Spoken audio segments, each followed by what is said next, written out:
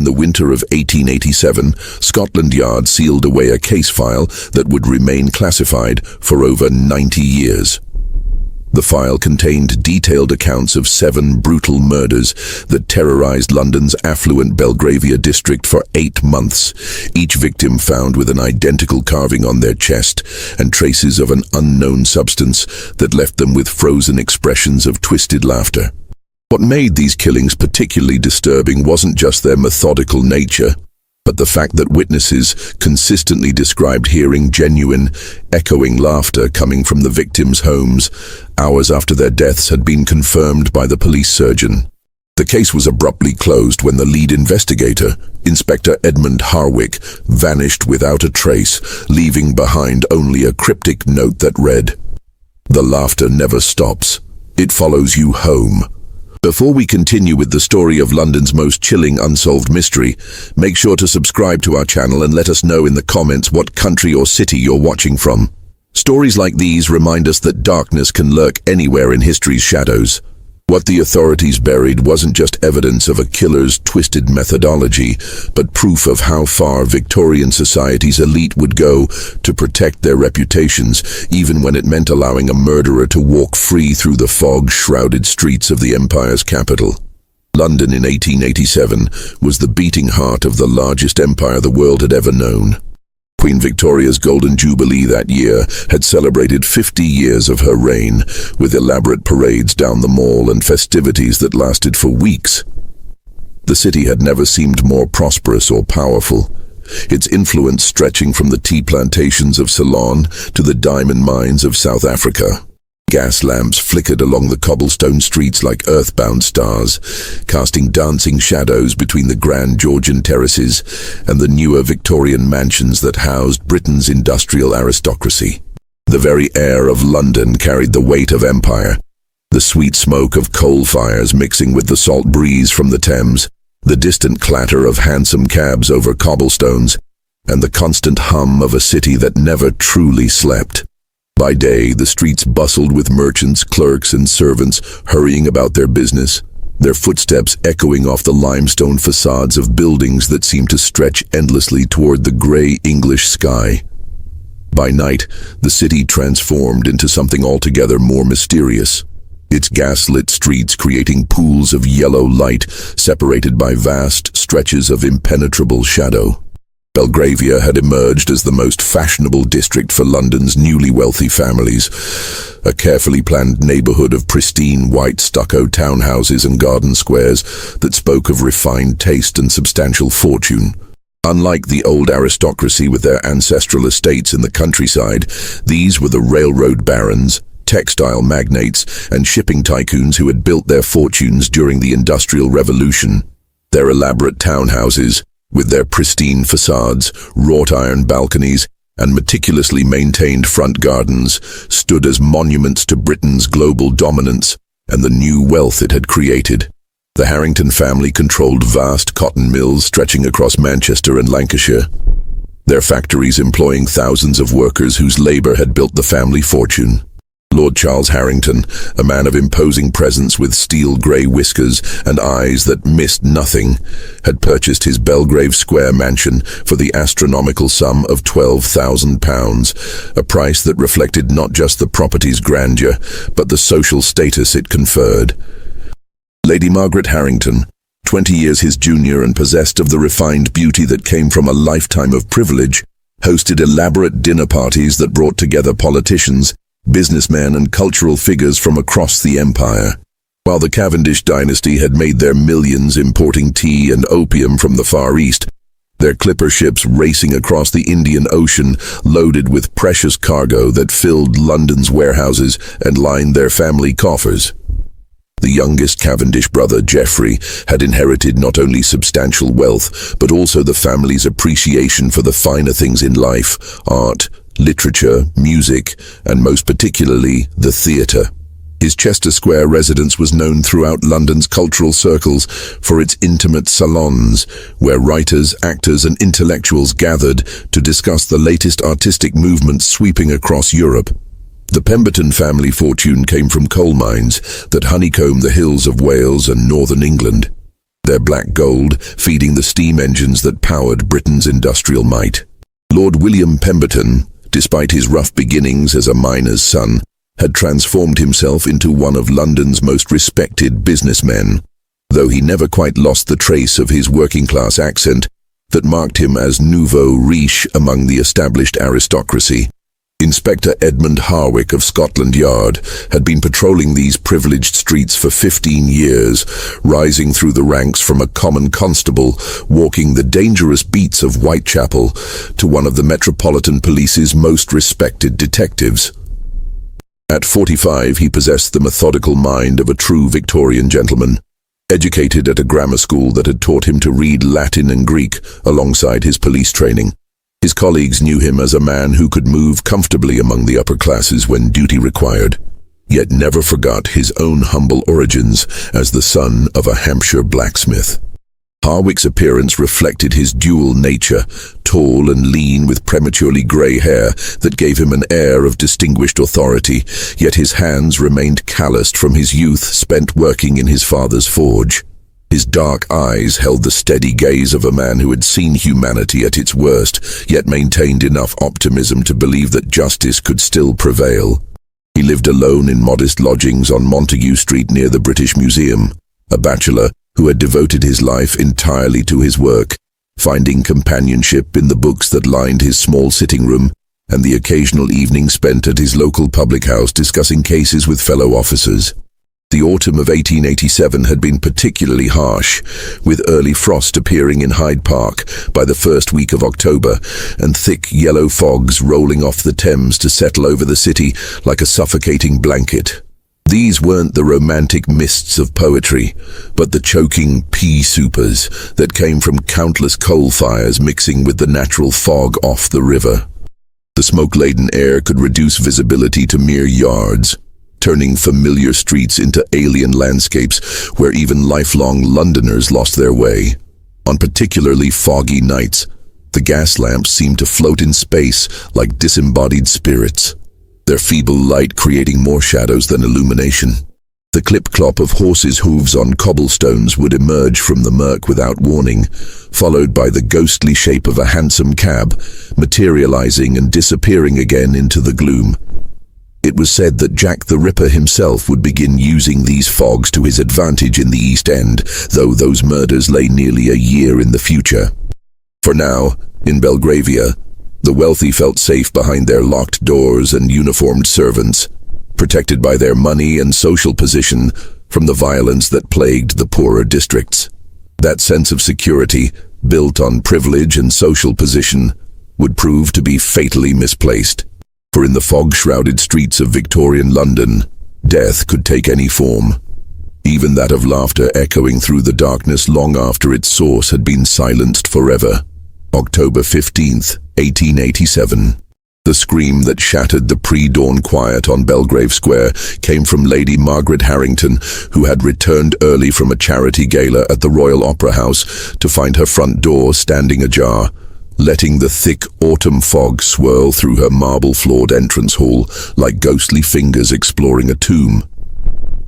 The fog that night had been particularly dense, one of those suffocating London pea soupers that transformed the familiar into the alien. Gas lamps along the square created small pools of sickly yellow light, but beyond their feeble reach lay an impenetrable wall of grey-green mist that seemed to muffle sound and distort distance. Lady Margaret's hansom cab had been forced to proceed at walking pace, the driver calling out warnings to other traffic that might be hidden in the murk. She had left the opera early, pleading a headache to her companions, though in truth she had grown weary of the evening's entertainment, a tedious performance of Wagner that seemed to drone on interminably. The charity gala was one of those obligatory social functions that came with her position in society, an opportunity for London's wealthy to see and be seen while making token contributions to worthy causes. She had worn her finest emerald silk gown, the one that complemented her auburn hair and made her green eyes sparkle in the gaslight. But by the second act, she found herself longing for the comfort of her own drawing room and a cup of properly prepared tea. The journey home through the fog-shrouded streets had taken nearly twice as long as usual, the familiar landmarks of Belgravia rendered invisible by the thick mist. Street after street looked identical in the murk, and even her experienced driver had been forced to stop twice to get his bearings by reading street signs in the dim glow of the gas lamps. The fog seemed to press against the windows of the cab like a living thing, and Lady Margaret found herself grateful for the warmth of her ermine opera cloak and the familiar sound of the horses' hooves on cobblestones. When they finally reached Belgrave Square, Lady Margaret noticed immediately that something was wrong. The front door of her townhouse stood slightly open, a rectangle of warm gaslight from the entrance hall spilling out into the fog like a golden invitation. This was unprecedented. Mrs. Eleanor Whitfield, her head housekeeper, was known throughout the household for her rigid adherence to proper security procedures. Never in 23 years of faithful service had she left a door unlocked, let alone standing open to the London night. Lady Margaret's first thought was that perhaps Mrs. Whitfield had been taken ill and needed immediate medical attention. The housekeeper was approaching 60 and had been showing signs of the fatigue that came with age and a lifetime of hard work. Just the previous week, she had seemed unusually distracted, talking to herself more frequently than usual as she went about her duties. The other servants had mentioned hearing her engaged in what seemed like animated conversations in empty rooms, though when questioned, Mrs. Whitfield had simply smiled and claimed she was practicing elocution exercises.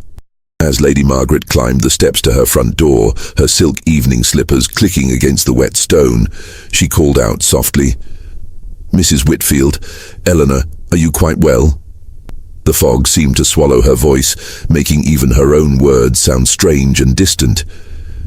The gas jets in the entrance hall flickered as the night air swirled through the open door, creating dancing shadows on the polished marble floor and the gilt-framed portraits that lined the walls. Mrs.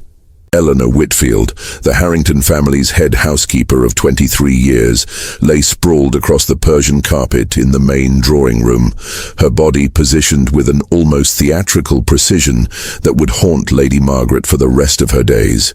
Her silver hair, usually pinned back in a severe bun that reflected her no-nonsense approach to household management, had been carefully arranged around her head like a halo, each strand placed with deliberate artistry.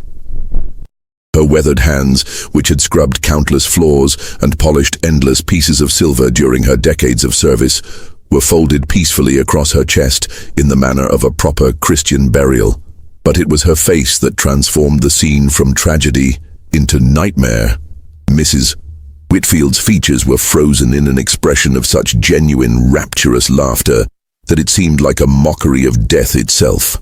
Her mouth was open wide in what appeared to be a moment of absolute joy, her eyes crinkled with the kind of genuine mirth that usually accompanied the most delightful surprise. The effect was so lifelike that for a moment Lady Margaret actually expected to hear the sound of her housekeeper's distinctive laugh echoing through the drawing room. The room itself showed signs of a violent struggle that contrasted horribly with the victim's peaceful final expression. Furniture had been overturned. A valuable Chinese vase lay shattered near the fireplace, and books from the mahogany shelves were scattered across the floor like fallen leaves. The heavy velvet curtains had been torn down from one window, and Lady Margaret's collection of delicate porcelain figurines lay broken among the cushions of the horsehair sofa. Inspector Harwick arrived as the first pale light of dawn began to filter through the fog, accompanied by the familiar sounds of London awakening, the distant call of milk vendors beginning their rounds, the clip-clop of early morning traffic, and the gradual increase in street noise that marked the transition from night to day.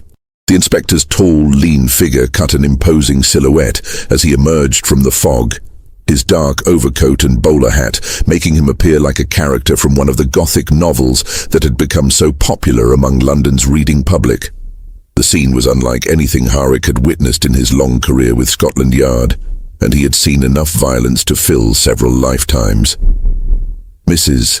Whitfield's body showed clear evidence of a prolonged and violent struggle. Her fingernails were torn and caked with what appeared to be her attacker's skin and blood. Purple bruises encircled her throat like a necklace of violence, and defensive wounds along her forearms told the story of a woman who had fought desperately for her life. Yet her face displayed that unnaturally perfect expression of joy, as if she had died while witnessing something wonderfully amusing. "Blimey, sir," whispered Constable James Thornberry, Harwick's young assistant, as he knelt beside the corpse with the queasy expression of a man seeing his first truly disturbing crime scene. Thornberry was barely 22, fresh from training at Scotland Yard, and still adjusting to the grim realities of police work in Victorian London. "Look at her expression, Inspector. What manner of madman could do such a thing? It's almost as if she died laughing." Inspector Harwick examined the scene with his characteristic attention to detail, moving through the drawing room like a methodical scientist cataloguing evidence. Every overturned piece of furniture, every scattered book, every broken ornament told part of the story of Mrs. Whitfield's final moments. He noted the positioning of the body, the careful arrangement of her hair, the deliberate folding of her hands, all suggesting that the killer had spent considerable time with the victim after her death, staging the scene for maximum psychological impact. The killer had carved a small but precise symbol into the victim's chest, just below her left collarbone, a theatrical mask that combined both comedy and tragedy in a single disturbing image. The kind of mask used in the grand theatres of the West End, where London's cultural elite gathered to see the latest productions by Shaw, Wilde, and other contemporary playwrights. The wound was shallow and clearly made after death, the edges clean and purposeful rather than frenzied. This was intended as the murderer's calling card rather than a fatal blow, a signature that spoke of planning and deliberation rather than sudden violence. But it was the peculiar, cloying scent that permeated the drawing room that troubled Inspector Harwick most deeply. Not the usual odors of death and decay that he had learned to expect at crime scenes, but something almost medicinal, with a sweet undertone that reminded him of the ether used by surgeons at St. Bartholomew's Hospital. Yet this was more complex and deliberately crafted, with layers of different chemical scents that suggested sophisticated knowledge of pharmacology and chemistry. He had encountered similar chemical odors during a case 3 years earlier involving a disgraced physician who had been conducting illegal experiments with anesthetics on charity patients at Bethlehem Royal Hospital. That case had ended with the doctor's suicide and the destruction of his research, but the memory of those strange, sweet smells had lingered in Harwick's mind like an unwelcome ghost. This was different, though. More sophisticated, more purposeful, suggesting someone with advanced knowledge of chemical compounds and their effects on the human body. Lady Margaret Harrington, still wrapped in her ermine opera cloak and trembling despite the warmth from the coal fire that one of the servants had hastily lit, could provide little useful information about the events leading up to the discovery. "I returned from the Royal Opera House shortly after midnight," she explained in her cultured accent, her voice barely above a whisper as she struggled to maintain the composure expected of a woman of her social standing. "We attended a charity gala. Rather a dreadful performance of Wagner's Ring Cycle, if I'm being honest. I pleaded a headache and left early around 11:30. She paused, dabbing at her eyes with a delicate lace handkerchief embroidered with her family's coat of arms. Eleanor should have been abed hours ago. She was always so proper about keeping to her schedule, retiring each night at precisely 10 o'clock after ensuring that all the doors were locked and the gas jets properly extinguished. She had been with our family since before my marriage to Lord Charles, and never once in all those years had she deviated from her established routines. What Lady Margaret couldn't explain, and what would later become one of the most disturbing aspects of the case, was the strange detail that several neighbours would mention to Inspector Harwick in hushed, nervous tones over the following days. Mrs. Gertrude Pembroke, who lived in the townhouse directly across the square, reported that she had heard the unmistakable sound of a woman's laughter coming from the Harrington residence well past 2 in the morning, hours after the police surgeon had confirmed Mrs. Whitfield's time of death as occurring between 11:30 and midnight. "It was the most peculiar thing, Inspector," Mrs. Pembroke explained when Harwick called upon her the following afternoon. She was a matronly woman in her 60s, the widow of a successful barrister who had left her comfortably situated in one of Belgravia's finest addresses. "I was reading in my front sitting room. I suffer from insomnia, you understand, and often find myself unable to sleep until the early morning hours. The fog was so thick that I could barely see across the square, but sound carries strangely on such nights." She settled her ample form more comfortably in her velvet armchair, her fingers nervously working at the fringe of her cashmere shawl. "At first I thought perhaps Lady Margaret was entertaining late guests. Sometimes the upper classes keep rather unconventional hours, especially after attending the theatre. But this laughter was different, Inspector. It went on for nearly an hour, the same woman's voice laughing again and again with such joy that it almost made me smile to hear it. Yet there was something unsettling about it as well, something that made me close my curtains and try to put it from my mind. The first victim had been claimed by what the newspapers would soon christen the Laughing Man, though the killer's identity and motives remained as mysterious as the fog that shrouded the gaslit streets of Victorian London. Inspector Harwick found himself facing not just a murder investigation, but a puzzle that seemed to challenge the very foundations of rational thought and scientific understanding. Word of the brutal murder spread through Belgravia's social circles like wildfire, despite the Harrington family's desperate attempts to maintain discretion and protect their reputation from the taint of scandal. Within days, the drawing rooms and private clubs of London's elite buzzed with whispered conversations about the unfortunate incident at the Harrington residence, with each retelling adding new details and wild speculations that bore little resemblance to the actual facts of the case. The Times, ever mindful of its responsibility to London's respectable classes, ran only a brief, carefully worded notice about a domestic tragedy in Belgrave Square, providing just enough information to satisfy public curiosity while avoiding the sensational details that might disturb proper society.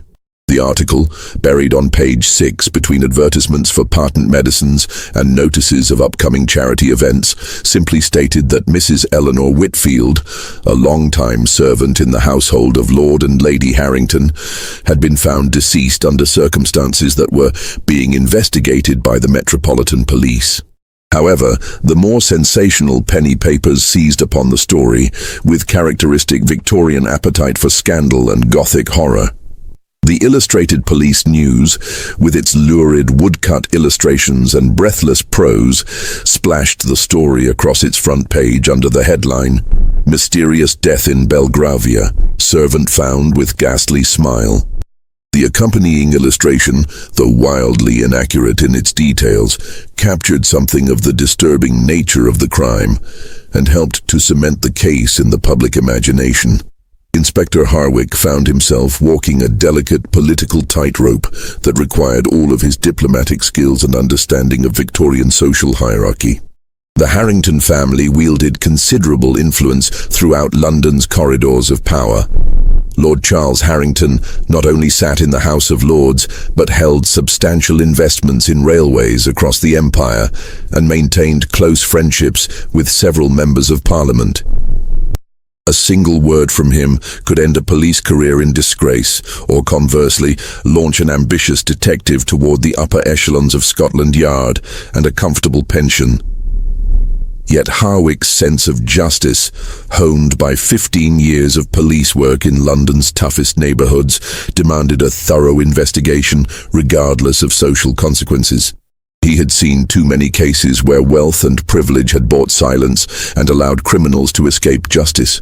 Mrs. Whitfield, despite her humble position as a servant, deserved the same careful attention to her murder as would be given to any member of the aristocracy.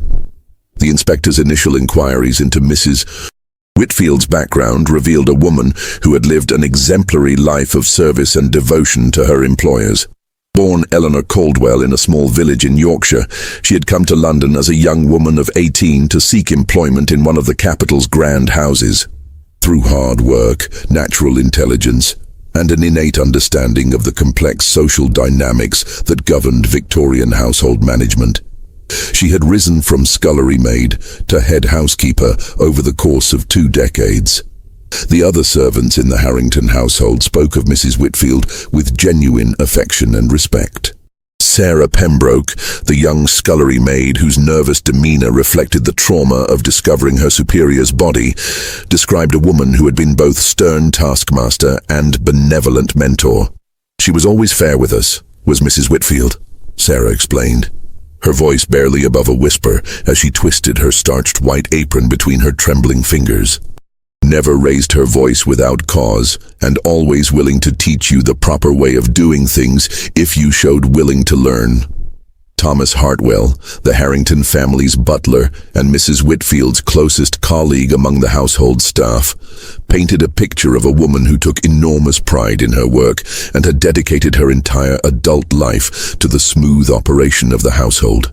"She knew every detail of this house, Inspector," he said, his formal bearing softening slightly as he spoke of his departed colleague. "Every piece of silver, every bit of china, every family tradition and social obligation. Lady Margaret relied on her completely, as did Lord Charles. She was more than a servant, she was the heart of this household." Yet despite this glowing testimonial to her character and competence, the servants also revealed that Mrs. Whitfield had displayed some unusual behaviors in the weeks leading up to her death. Several mentioned her increasing tendency to engage in what seemed like elaborate conversations with invisible companions as she went about her daily duties. "She was always one for dramatics, was Mrs. Whitfield," explained Sarah Pembroke, her voice gaining confidence as she warmed to her subject. "Sometimes we'd hear her in the pantry or the wine cellar, doing voices like she was putting on a show for someone. Different characters, you see. Sometimes she'd be speaking like a grand lady, all posh and refined, and then she'd switch to a rough working-class accent, then maybe an Irish brogue or a Scottish burr. Made us laugh, it did, hearing her practice all those different ways of speaking." This theatrical connection intrigued Inspector Harwick, particularly given the theatrical mask carved into the victim's chest and the bizarre expression of joy frozen on her face at the moment of death. He began to see a pattern emerging, though its significance remained unclear. Mrs. Whitfield's interest in theatrical performance, her apparent practice of different accents and characters, and the killer's choice of signature all suggested some connection to London's vibrant theatre community. The inspector decided to expand his investigation into London's theatre world, beginning with the grand playhouses of the West End, where London's cultural elite gathered to see the latest productions by celebrated playwrights like Oscar Wilde, George Bernard Shaw, and the emerging generation of realistic dramatists who were challenging Victorian sensibilities with their frank portrayals of social problems. The West End in 1887 was a tight-knit community where gossip travelled quickly among the performers, stage managers, directors and theatre owners who made their living entertaining Victorian society's appetite for dramatic entertainment. The Lyceum Theatre, under the management of the legendary Henry Irving, had become the pinnacle of London theatrical achievement, while newer venues like the Savoy Theatre were experimenting with electric lighting and other technological innovations that promised to revolutionize the theatrical experience.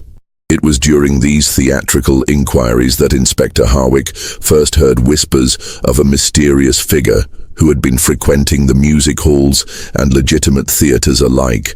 A well-dressed gentleman who always attended performances alone, never spoke to anyone, but was occasionally seen laughing with such intensity during inappropriate moments that other patrons found it deeply disturbing.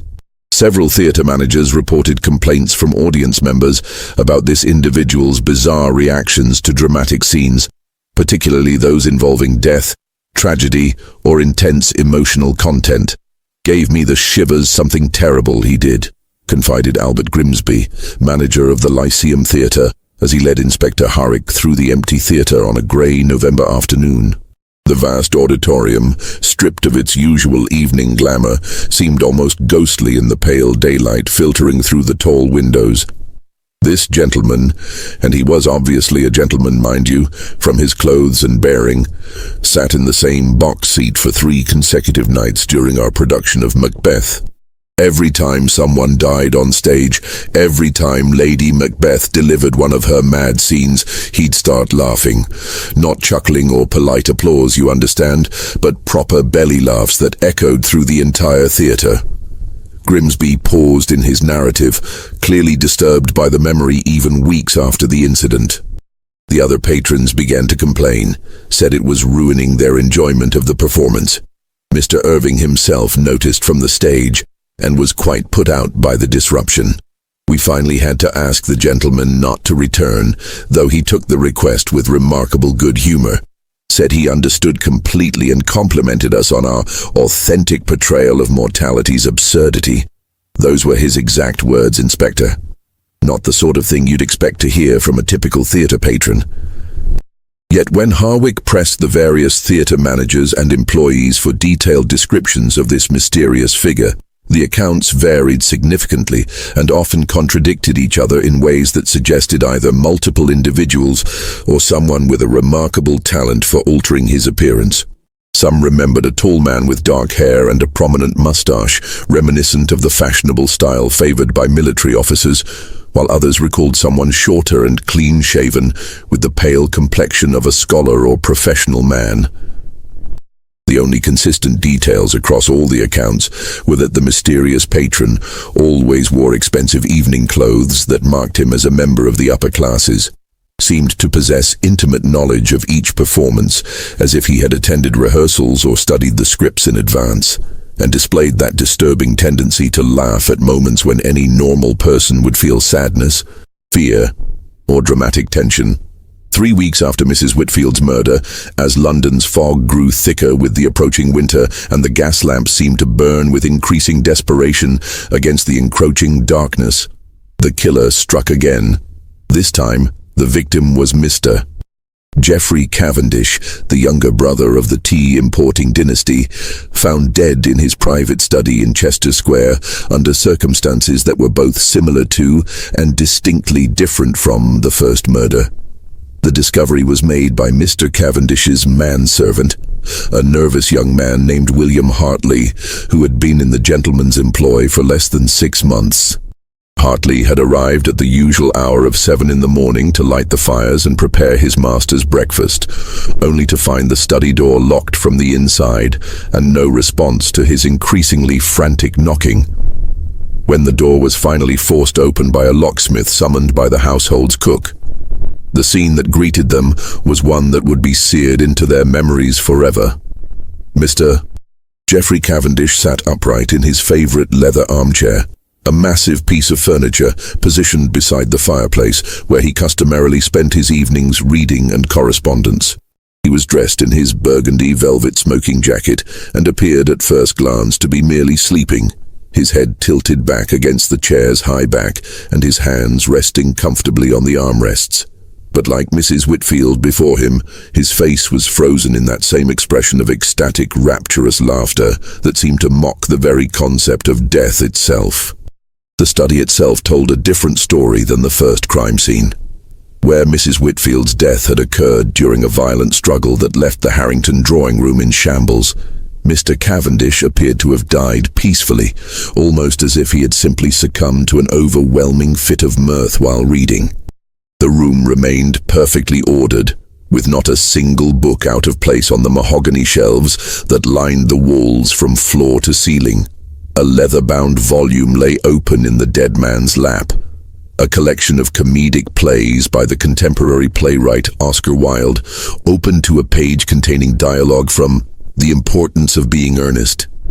The irony was not lost on Inspector Harwick, who noted that the open page contained Lady Bracknell's famous line about the importance of maintaining proper composure in the face of life's trials and tribulations.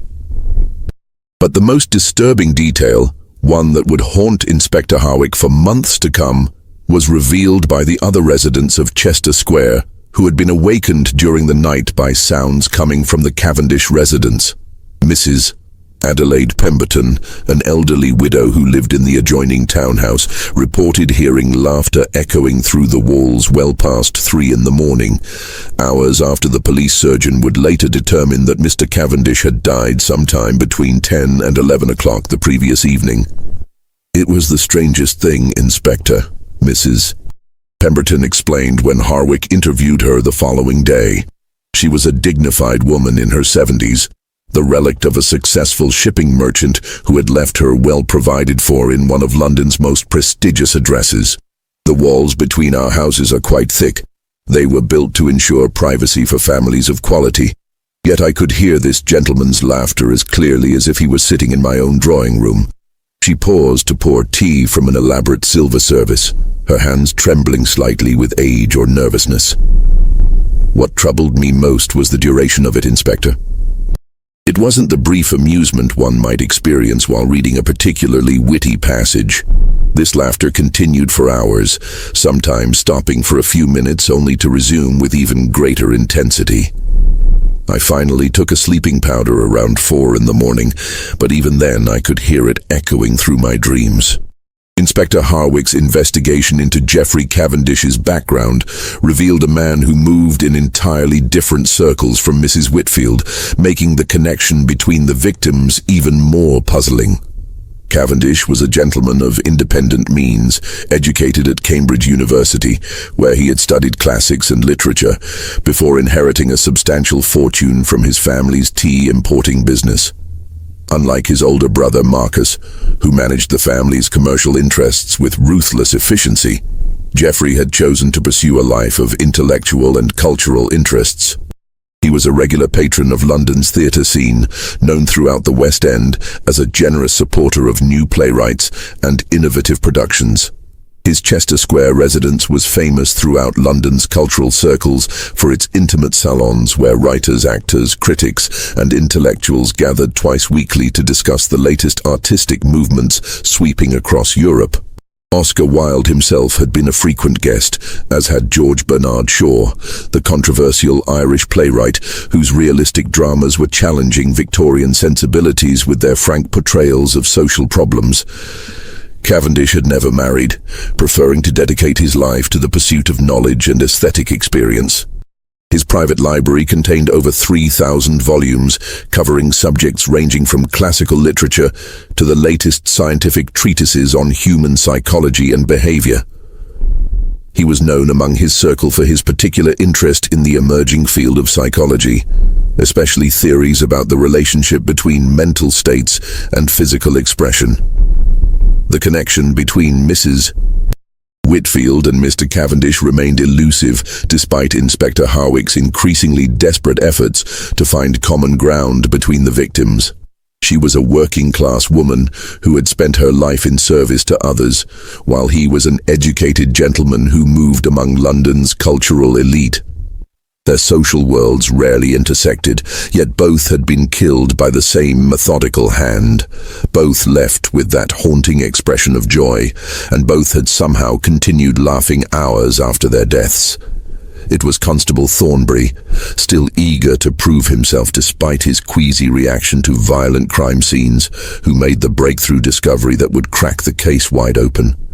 While conducting a thorough search of Cavendish's study under Inspector Harwick's supervision, the young constable noticed that the wooden panel behind the gentleman's massive desk seemed slightly loose.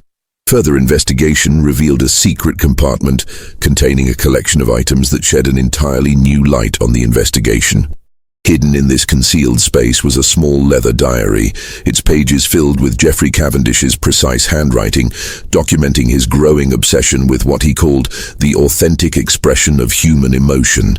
The diary entries, spanning the previous 6 months, revealed a man who had become increasingly fascinated with the idea that most human expressions of feeling were mere social performances designed to meet the expectations of Victorian society rather than genuine manifestations of inner experience. June 3, 1887, read one particularly revealing entry. Attended the Pembertons' dinner party this evening. Observed Mrs. Harrington's housekeeper, a woman of remarkable theatrical sensibility. While serving the soup course, she displayed what appeared to be genuine amusement at Lady Pemberton's story about her difficulties with her new cook. Unlike the polite, restrained laughter of the dinner guests, this woman's response seemed completely authentic and unfiltered by social convention. Would be most interested to study her reactions under more controlled circumstances. Another entry, dated just 2 weeks before Cavendish's death, was even more disturbing. Have made contact with Dr. H regarding the experiments we discussed. He has agreed to collaborate on our investigation into the chemical induction of authentic emotional states. The preliminary compounds show remarkable promise for overriding the social conditioning that suppresses genuine human response. If successful, we shall finally witness pure, unrestrained emotion in its most natural form.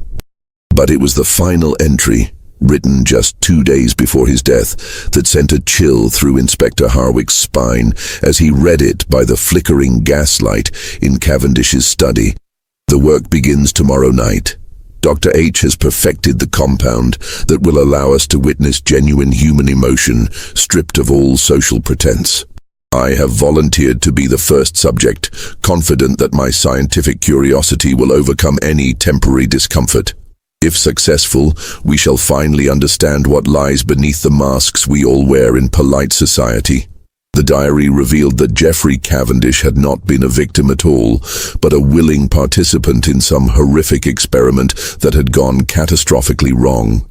But who was this mysterious Dr. H mentioned throughout the entries?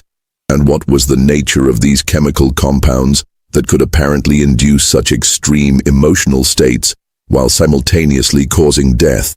Inspector Harwick's mind raced as he considered the implications. If Cavendish had been a willing subject, then Mrs. Whitfield's murder took on an entirely different character. Perhaps she had not been a random victim either, but somehow connected to these experiments in ways that were not yet apparent. The theatrical elements, the carved masks, the frozen expressions of laughter, the continued sounds of mirth hours after death, all suggested a killer with deep knowledge of both chemistry and human psychology. Hidden beneath the diary, Constable Thornbury discovered a collection of correspondence that provided additional clues to the mystery. Letters written in an educated hand and signed only with the initial H discussed complex chemical formulas and theories about the relationship between consciousness and emotional expression. One letter, dated 3 months earlier, was particularly revealing. "My dear Cavendish," it read, "your observations about the artificial nature of social emotion confirm my own research into the chemical basis of human feeling.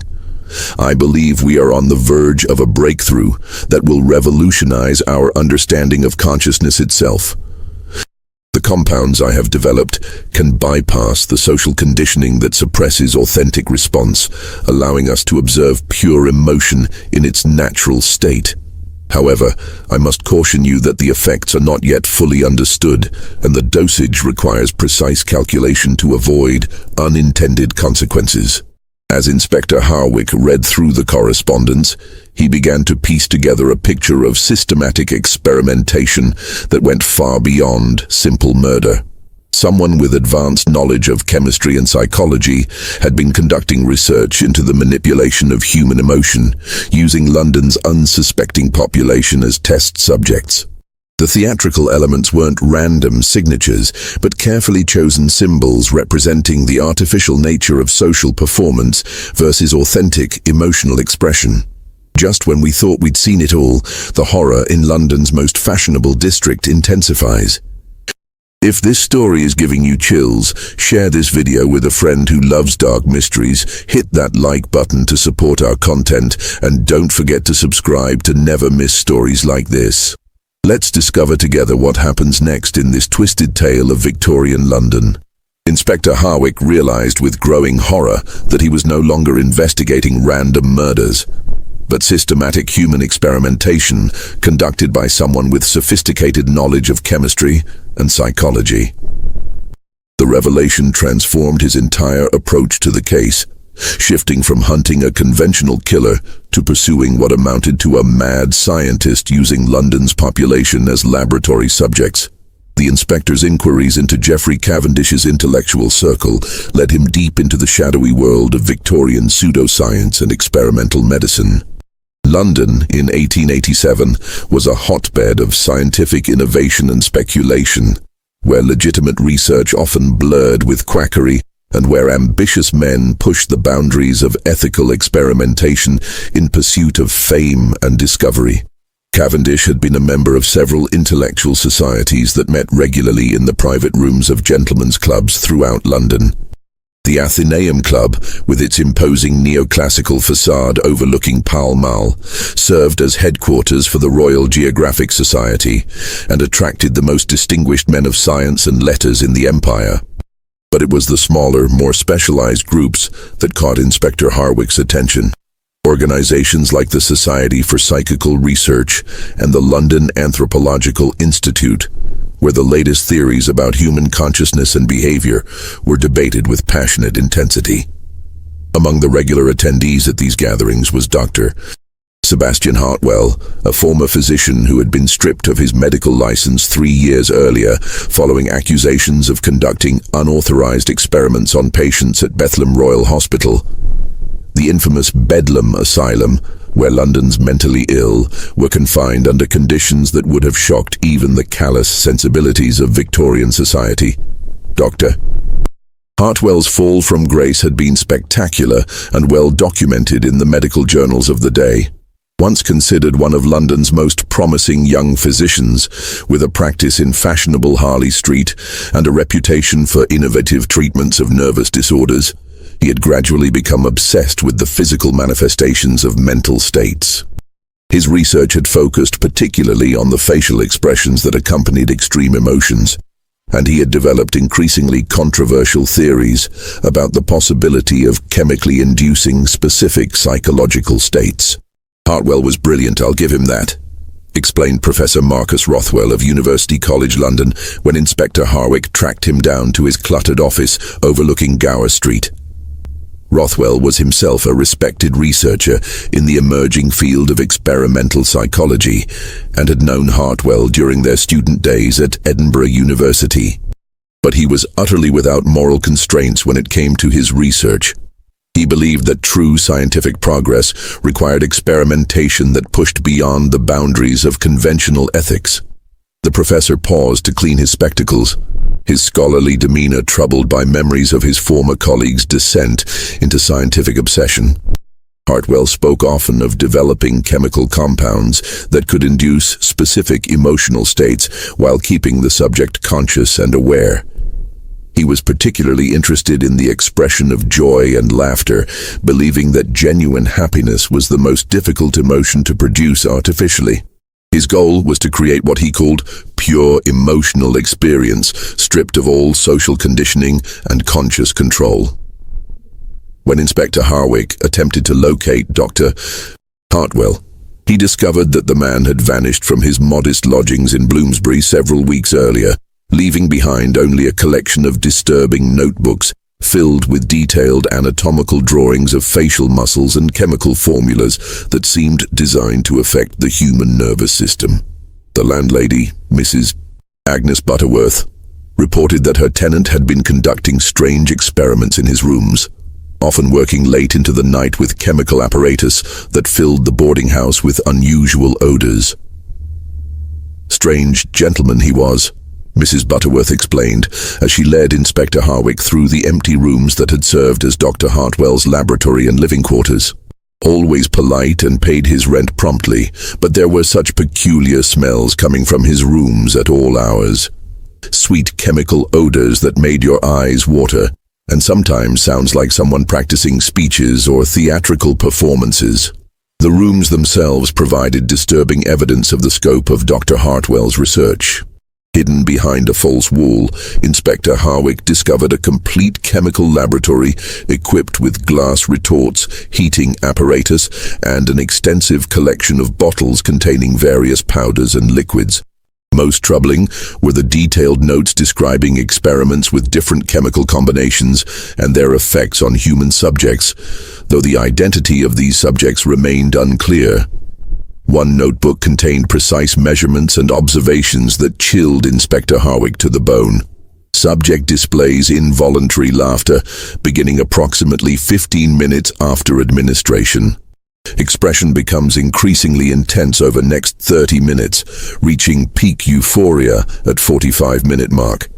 Subject remains conscious throughout process but appears unable to control facial muscles or vocalization. Effect persists for approximately 6 hours after cessation of vital functions, suggesting compound affects nervous system on fundamental level. The inspector's sense of urgency intensified when he learned that several more members of Belgravia's elite had reported disturbing incidents in recent days. Lady Victoria Pemberton, the widow who lived near the Cavendish residence, had discovered clear evidence that someone had been in her house during her absence the previous week. Though nothing had been stolen, several items had been moved and rearranged in ways that suggested systematic searching. "It was the most unsettling thing, Inspector," Lady Pemberton explained as she served tea in her elegant morning room overlooking Chester Square. "I returned from visiting my sister in Brighton to find that someone had been through my private papers. Nothing was missing, you understand, but my desk had been searched and my personal correspondence had been read. Most disturbing of all, several books from my library were missing, all volumes dealing with theatrical performance and the expression of emotion. Lord Hamilton Fairfax, whose mansion on Eaton Square housed one of London's finest private libraries, reported a similar incident. His study had been entered and ransacked, though the intruder had shown remarkable selectivity in what they chose to examine. The fellow seemed to know exactly what he was looking for," Lord Fairfax explained to Inspector Harwick.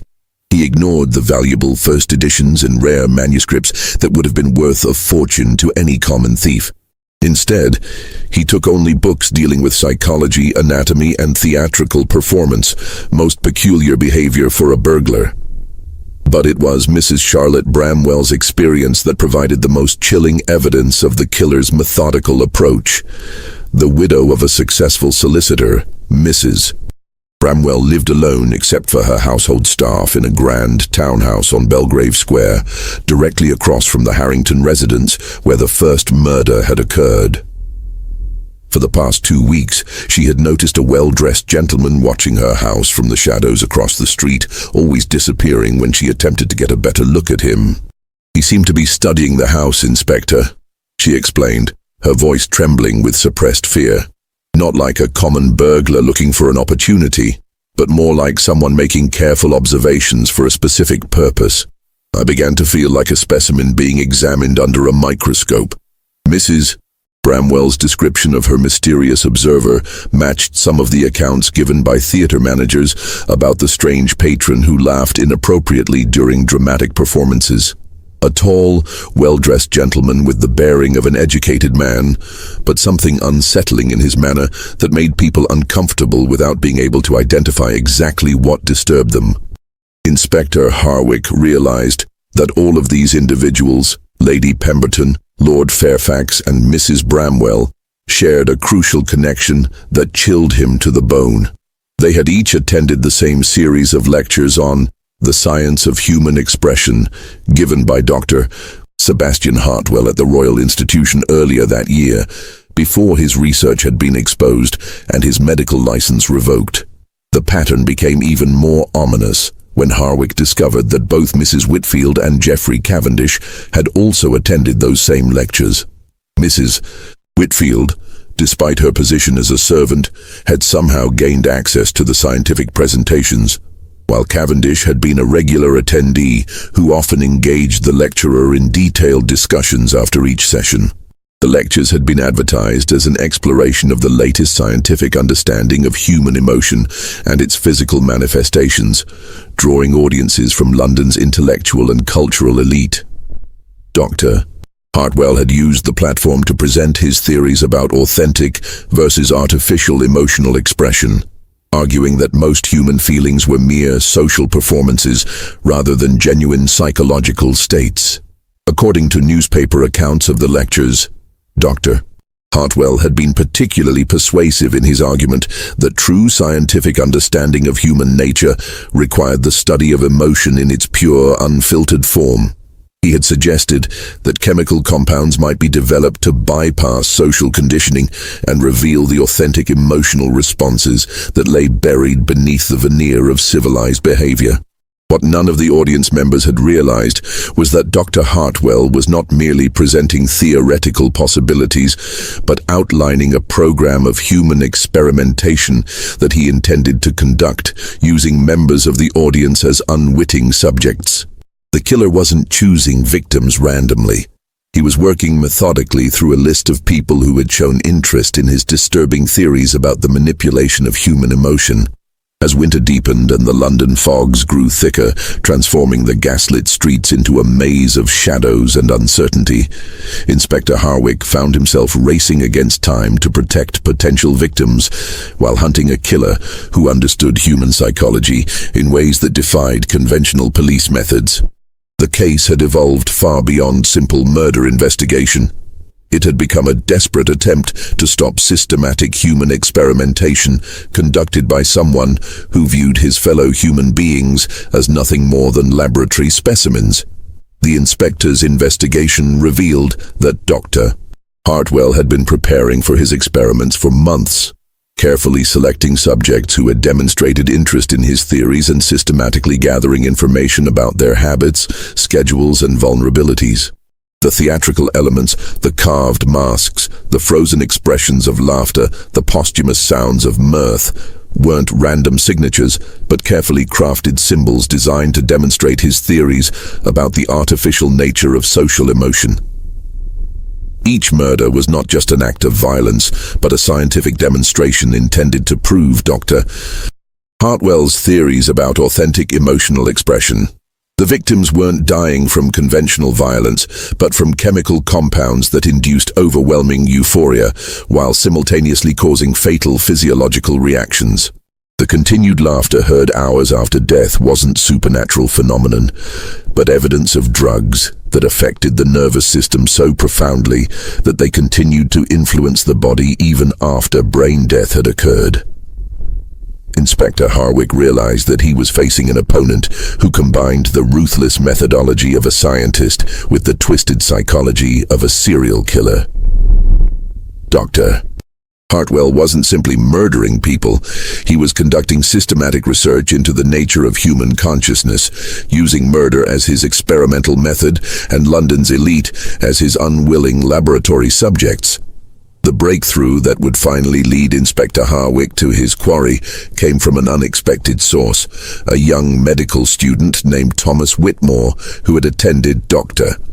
Hartwell's lectures and become increasingly concerned about the direction of the former physician's research. Whitmore had initially been fascinated by Hartwell's theories about emotional authenticity and had even volunteered to assist with what he believed would be harmless psychological experiments.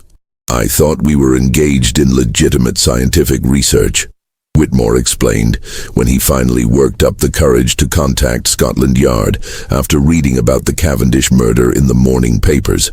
Dr. Hartwell spoke eloquently about advancing our understanding of human consciousness, and I was honored to be invited to participate in his work. But as the experiments progressed, I began to realize that we were crossing ethical boundaries that no responsible scientist should transgress. The young man's account revealed the full scope of Dr. Hartwell's operation. Working from a hidden laboratory in the basement of an abandoned warehouse near the London docks, the former physician had been developing increasingly sophisticated chemical compounds designed to manipulate human emotion and consciousness. His ultimate goal was to create what he called pure emotional experience, states of feeling so intense and authentic that they transcended the social conditioning that governed normal human behavior. He had developed several different formulas, Whitmore continued, his voice shaking as he recalled the horror of what he had witnessed. Some induced overwhelming terror, others created states of profound melancholy. But his greatest achievement was the compound that produced uncontrollable euphoria. He called it his essence of joy.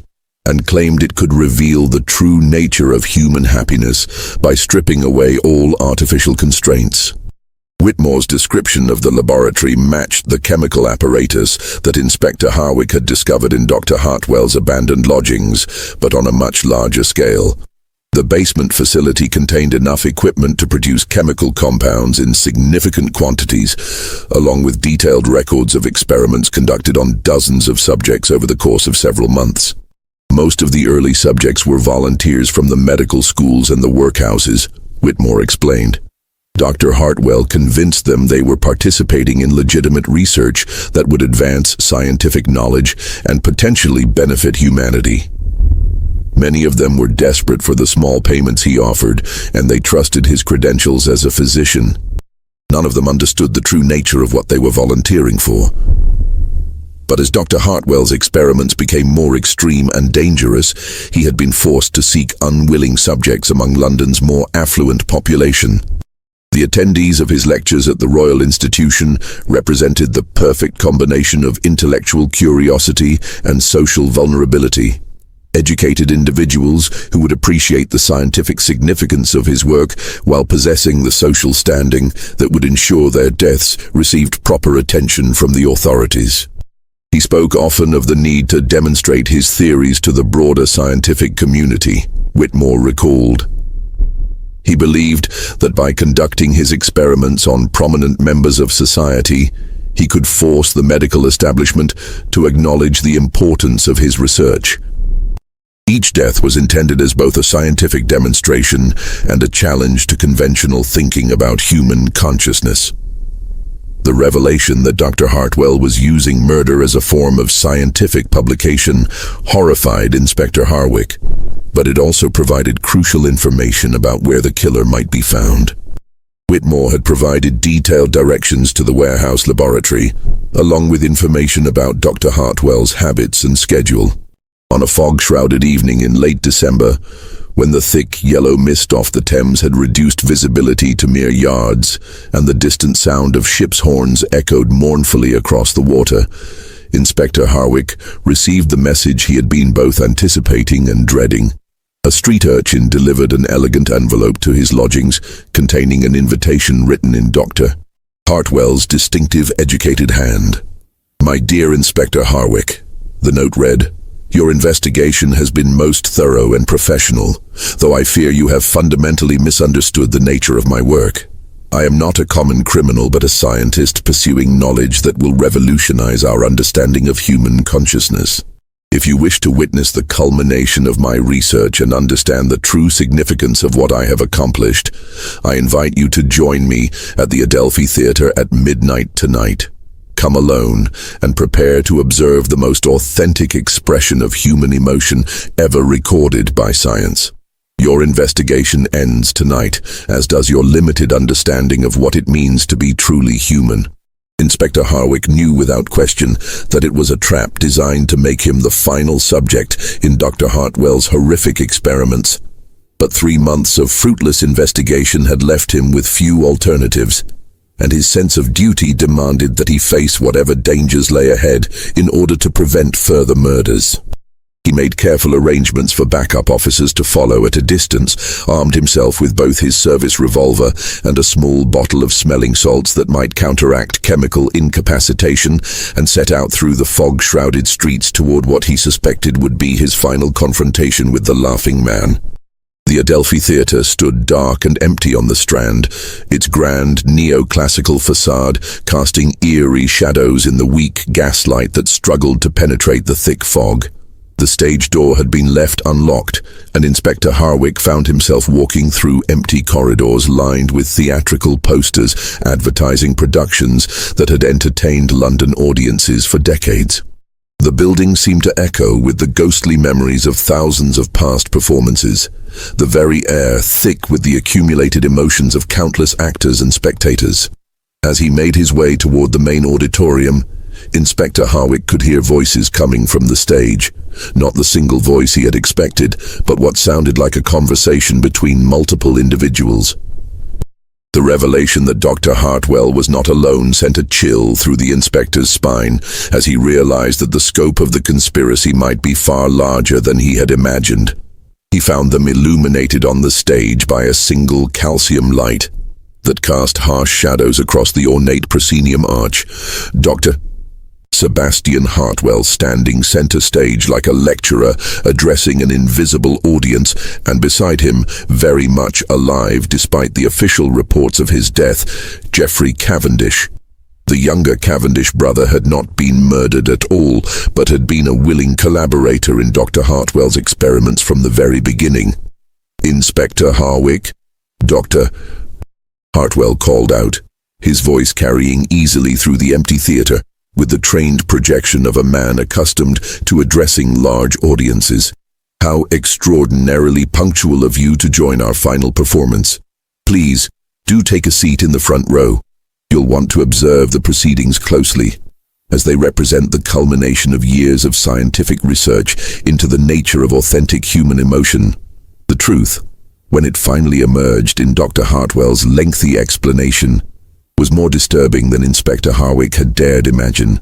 The former physician and Geoffrey Cavendish had been collaborating for over 2 years on a comprehensive program of human experimentation designed to create and study genuine emotional states under laboratory conditions. What had begun as theoretical discussions about the artificial nature of social emotion had gradually evolved into systematic murder disguised as scientific research. "The beauty of our methodology, Inspector, lies in its precision and elegance," explained Cavendish, with the chilling academic detachment of a university lecturer discussing a particularly interesting specimen. "We have succeeded in developing chemical compounds that can induce any desired emotional state while maintaining the subject's complete consciousness and awareness. Mrs. Whitfield died experiencing pure, unfiltered joy, not the polite happiness expected in social situations, but authentic euphoria divorced from any external circumstances." Dr. Hartwell stepped forward to the edge of the stage, his movements precise and calculated like a surgeon preparing for a delicate operation. "Each subject has provided invaluable data about the physiological manifestations of extreme emotion. We have mapped the exact facial muscle contractions that accompany genuine terror, authentic sorrow, and, our greatest achievement, pure joy, unconstrained by social conditioning. The continued vocalizations heard after clinical death represent evidence that our compounds affect consciousness at levels far deeper than previously thought possible." The theatrical mask carved into each victim's chest, Inspector Harwick now understood, represented Dr.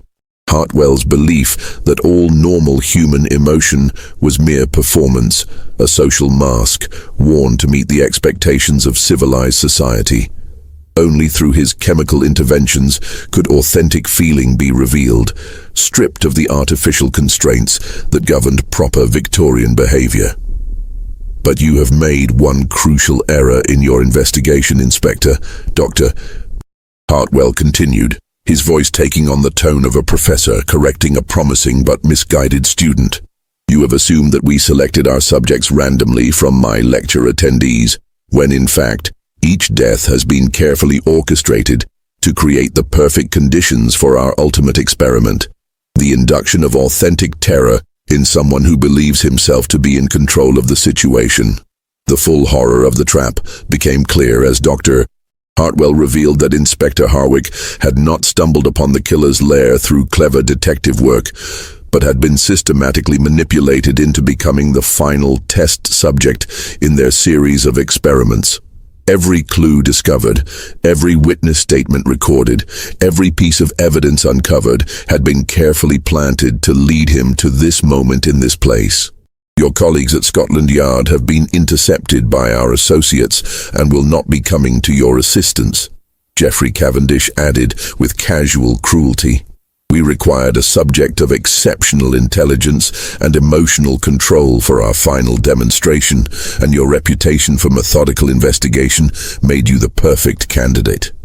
Your final moments will provide invaluable data about the physiological manifestations of extreme fear in a trained professional accustomed to dangerous situations." Dr. Hartwell raised a small glass vial containing a clear liquid that seemed to glow with its own internal light in the harsh calcium illumination. This compound represents the culmination of our research, Inspector. Unlike the euphoria-inducing chemical we used on our previous subjects, this formulation will allow you to experience pure, undiluted terror while remaining completely conscious and aware of every sensation. Your death will provide the final piece of data needed to complete our understanding of authentic human emotion. But Inspector Harwick had survived 15 years of police work in London's most dangerous neighborhoods by never underestimating his opponents and always maintaining multiple escape plans. As Doctor, Hartwell descended from the stage with Geoffrey Cavendish close behind.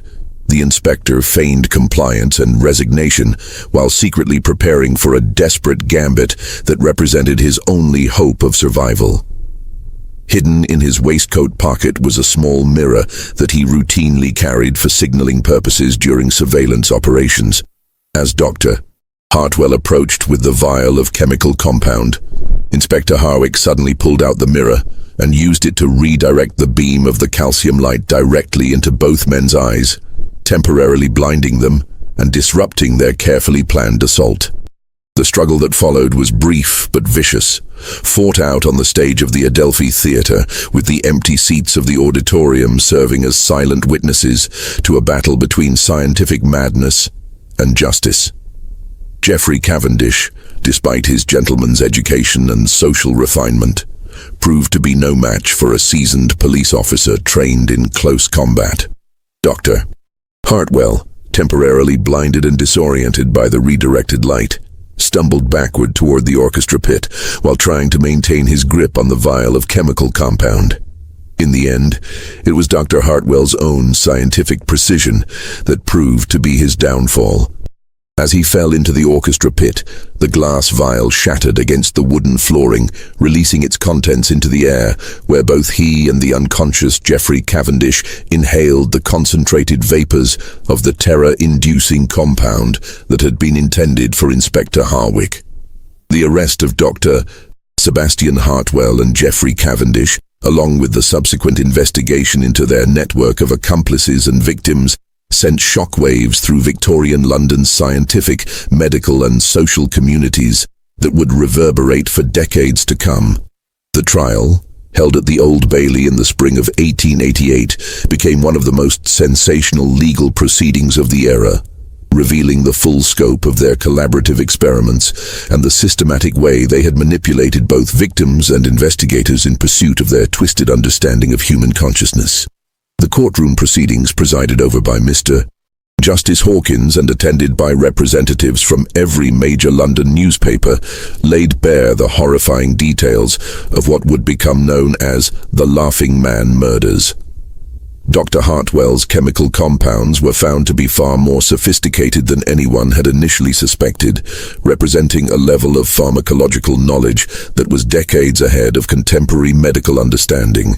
Working with equipment stolen or purchased from various London hospitals, universities and chemical supply companies, Dr. Hartwell had created what modern science would recognize as early psychoactive drugs capable of inducing specific emotional states while simultaneously affecting motor control and cognitive function.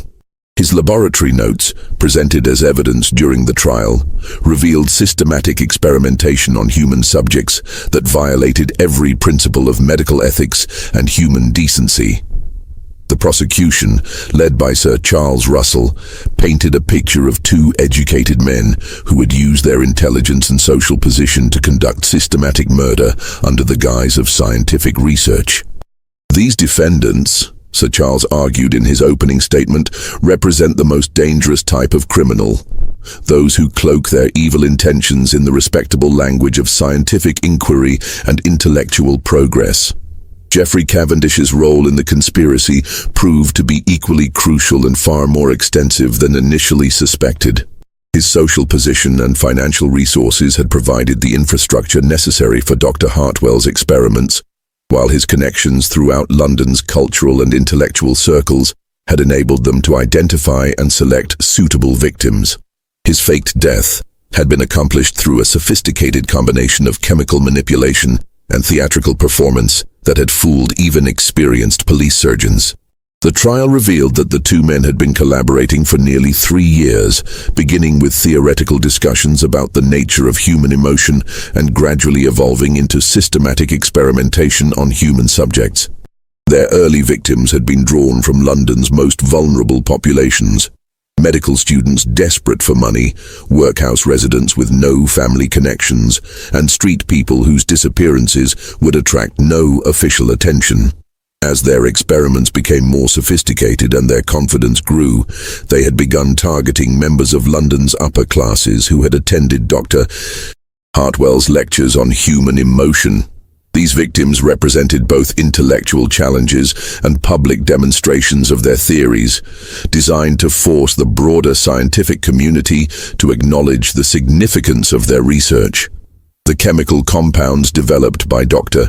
Hartwell were studied extensively by government chemists and medical researchers, though the full results of these investigations were classified and sealed away in government archives. Some historians suggest that this early research into psychoactive substances influenced later military and intelligence applications during the Boer War and beyond, though official records regarding such uses remain classified to this day. Dr. Hartwell himself suffered irreparable damage from exposure to his own terror-inducing compound during the final confrontation at the Adelphi Theatre. The concentrated vapors that he had inhaled caused permanent psychological trauma that left him in a state of constant, overwhelming fear that no medical treatment could alleviate. During his trial, he was often unable to testify coherently, frequently breaking into uncontrollable fits of terror that required him to be removed from the courtroom. Geoffrey Cavendish suffered similar exposure to the chemical compound, but seemed to recover more completely, though he displayed periodic episodes of panic and anxiety that suggested lasting psychological damage. His testimony during the trial provided crucial details about the scope and methodology of their experiments, though he showed no apparent remorse for the suffering they had caused. The case represented a turning point in criminal investigation methods, demonstrating the need for police officers to understand not just traditional criminal motivations, but also the potential for scientific knowledge to be perverted for evil purposes. Inspector Harwick's methodical approach and willingness to pursue leads into London's intellectual community became a model for future investigations involving educated criminals who used their knowledge and social position to commit sophisticated crimes. Inspector Harwick himself was promoted to Chief Inspector following the successful resolution of the case, though the experience left lasting effects on his personal and professional life. He became one of Scotland Yard's leading experts on cases involving scientific or medical elements, consulted regularly by other police forces throughout the empire when they encountered crimes that seemed to involve specialized knowledge. The inspector never forgot the lesson learned during his confrontation with Dr. Hartwell, that the greatest monsters often wore the faces of educated, respectable citizens who justified their actions through appeals to scientific progress and intellectual advancement. His subsequent cases frequently involved professionals who had used their specialized knowledge to commit crimes that would have been impossible for ordinary criminals to conceive or execute.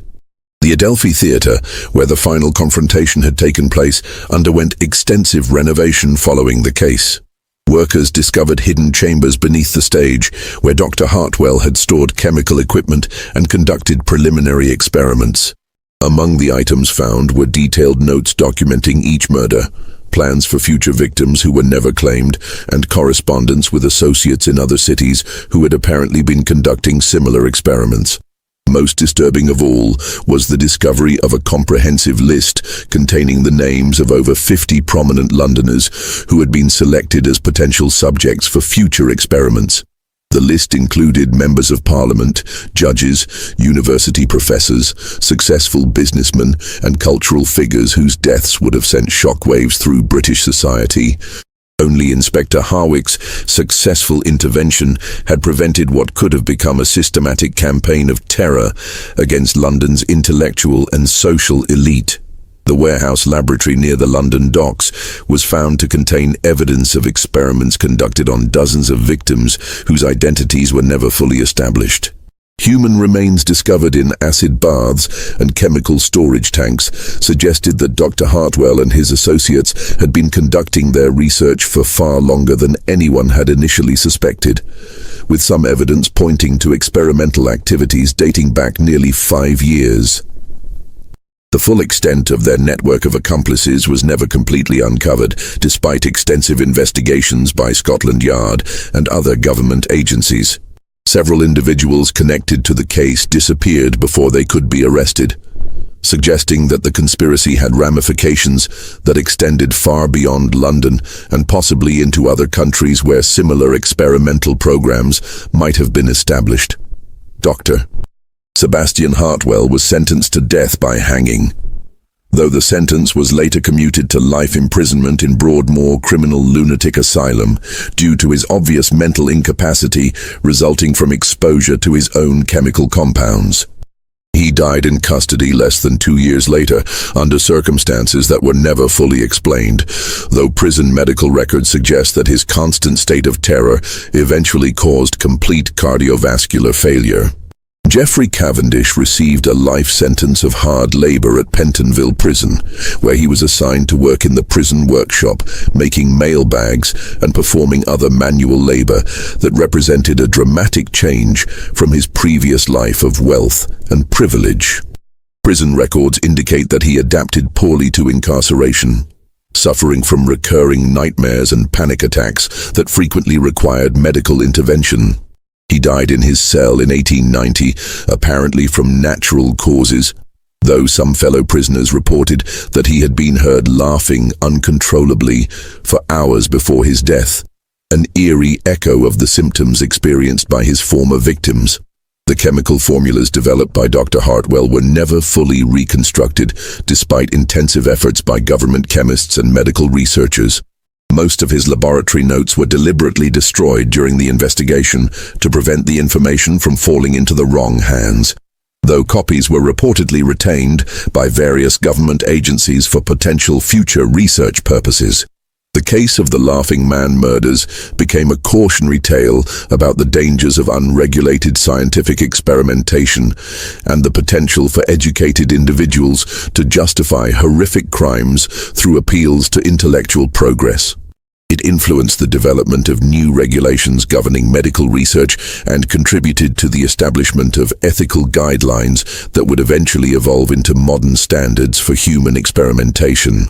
Inspector Harwick's investigation methods were studied and emulated by police forces throughout the British Empire and beyond, contributing to the development of modern criminal investigation techniques that emphasize the importance of understanding the psychology and methodology of educated criminals. His detailed case notes became required reading at police training academies and influenced a generation of detectives who faced increasingly sophisticated criminal enterprises. The social impact of the case extended far beyond the immediate circle of victims and their families. London's intellectual community was forced to confront the uncomfortable reality that scientific progress was not inherently virtuous and that education and social position provided no guarantee of moral behavior. The case contributed to growing skepticism about unregulated scientific research and helped fuel public support for increased oversight of medical and psychological experimentation. This mystery shows us how the Victorian era's unbridled faith in scientific progress could create an environment where educated individuals felt justified in treating human lives as mere subjects for experimentation.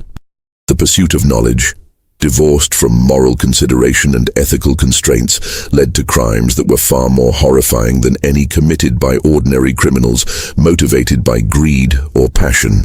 The case reminds us that the most dangerous individuals are often those who possess the intelligence and education to rationalize their evil actions through appeals to higher purposes. Dr. Hartwell and Geoffrey Cavendish genuinely believed that their research would advance human understanding and benefit society, even as they systematically murdered innocent people in pursuit of their twisted vision of scientific progress. What do you think of this story? Do you believe that all the victims were discovered, or might there have been others whose deaths were never connected to Dr. Hartwell's experiments?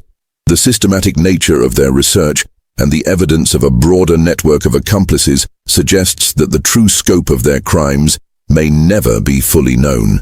Leave your comment below with your thoughts about this dark chapter in Victorian London's history. If you enjoyed this chilling tale from the gaslit streets of 1887 London and want more horror stories like this, subscribe to our channel, hit the notification bell, and share with someone who loves historical mysteries. The fog-shrouded world of Victorian London holds many more secrets waiting to be uncovered, and we'll continue exploring the darkest corners of history where science and madness intersected in ways that still haunt us today. See you in the next video.